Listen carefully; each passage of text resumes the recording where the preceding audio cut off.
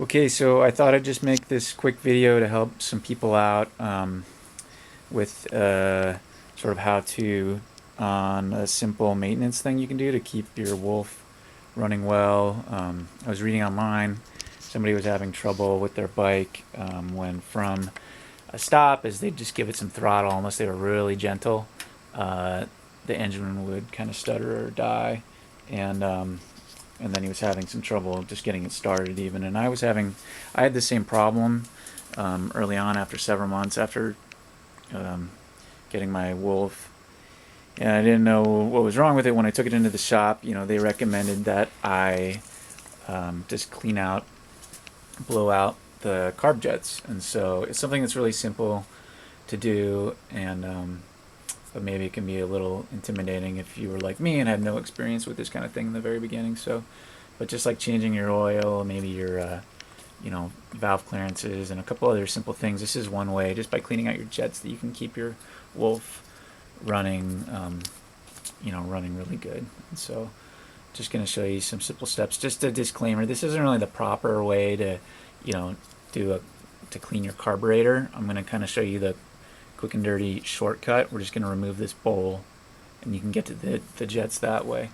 So, if you're going to properly do this, you'd remove the carb and open the whole thing up and clean it.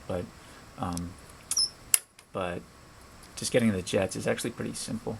One thing to point out, so obviously I've desmogged my bike here for a couple different reasons, but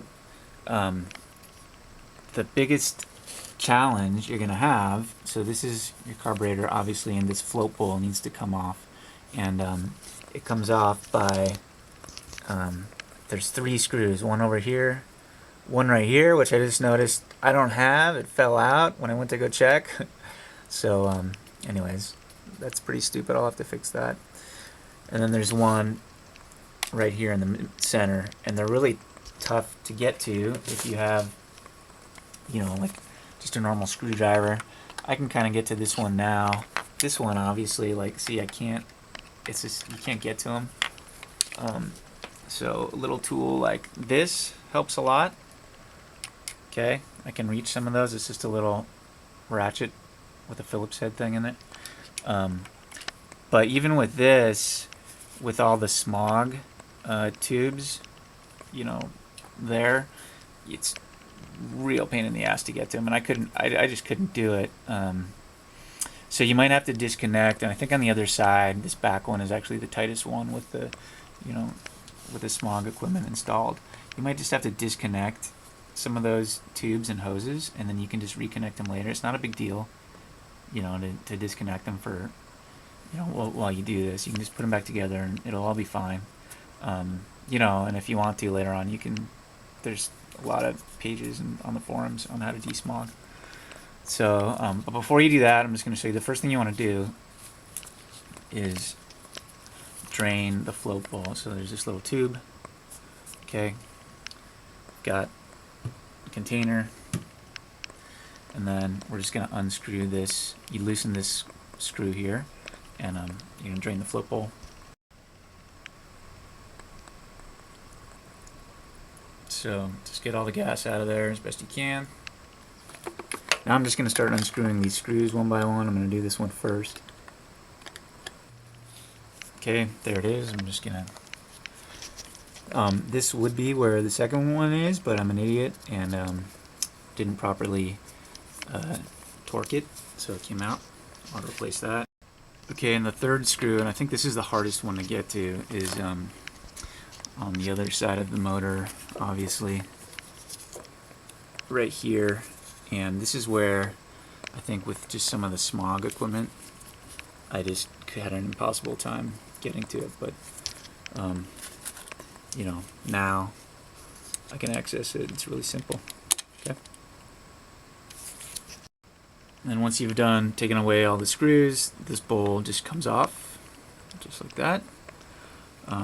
Just note there might be a little bit of gas left in there, so just be ready for that. Okay, and so next you want to remove your carb jets. So, here's the float itself, little float valve. And these two, I think, are brass, but this one back here and here. Okay, this is your main jet, and this is your pilot jet. I like to use, again, this tool. Now when you do this, you want to be really gentle. These brass parts are, I don't know, kind of fragile. It's a soft metal, and so you just want to be really gentle when you're working with these jets. And all I got to do is loosen it up like that, and now I can unscrew the main jet. Okay, looks like that.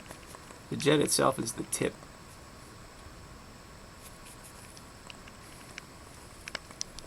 And now I'll get the pilot jet. Okay, so gas needs to be able to get through all these tiny little holes for your bike to run properly. So all you need to do is make sure that, you know, this thing's totally clear of any like blockage. If you hold these up to the light, you know, whatever, there you can see, like, you can see through it, right? So this one's the main jet is relatively clear. This little pilot jet, though, the hole is tiny. And if I hold it up, you know, I actually can't even see through it right now. There's no light there. So the best thing to do, I've found, this is where an air compressor helps, you know, a lot. Right, so I just take my compressor and you just blow these things out.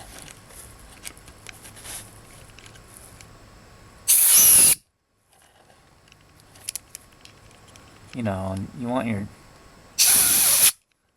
ideally you have a cleaner workspace than I do. You can spray some carb spray in there if you want.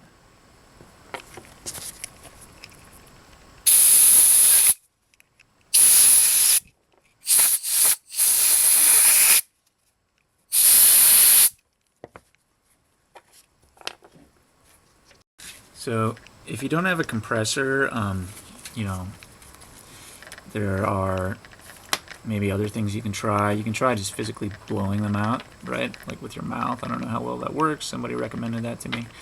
I heard like an E string, like, you know, the small string on a guitar. You can slide it through this thing, potentially. They sell these little carb cleaner brushes. I went and bought a set early on. I thought I needed them. You know, it turns out the smallest carb brush is actually not small enough to get through this pilot jet. It'll work for the main jet. One thing about brushing, though, you want to make sure, you know, this is pretty soft. This brass, again, it's fragile, and you don't want to do anything that's going to cause like scarring of the metal, or it might, you know, screw up the jet or the jet holder. But definitely, if you can get a compressor, just blow them out. It takes like 2 seconds. Okay, and now it's just as simple as, you know, reinstalling these jets. I'm going to do that. Okay, now I'm just going to reinstall the bowl. This is a good time to just clean it out, make sure it's nice and shiny, there's no gunk in there. Okay. Just remember to tighten your bowl drain screw back up. Otherwise you're going to have gas leaking all over when you try to crank it over.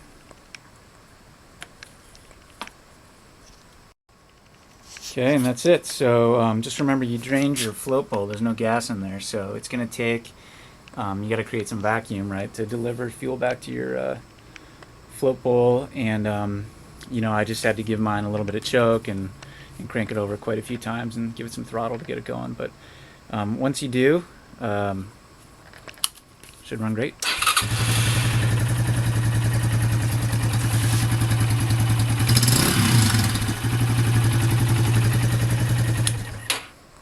That's it. Oh, and then go clean your shit off when you're done.